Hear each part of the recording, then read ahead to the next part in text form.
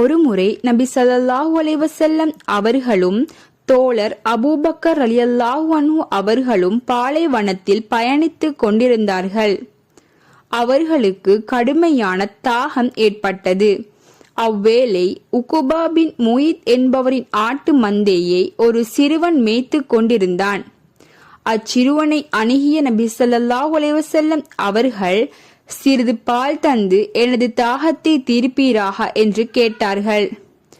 அதற்கு அச்சிறுவன், இவை என்னுடையவை அல்ல, எனது எஜமானுடையவை, எனக்கு அமானிதமாக கொடுக்கப்பட்டுள்ளவை, அவரது அனுமதியின்றி தர முடியாது என்றான்.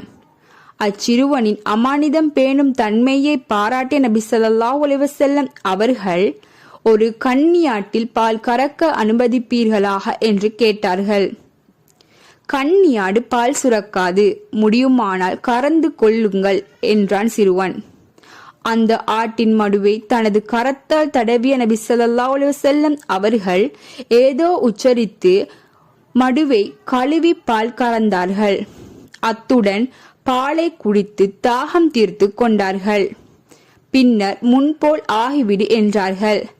ஆச்சரியமுற்ற சிறுவன் நபி ஸல்லல்லாஹு அலைஹி வஸல்லம் அவர்கள் மொழிந்த அந்த வார்த்தையை தனக்கும் கற்றுத் தருமாறு கேட்டுக்கொண்டான்.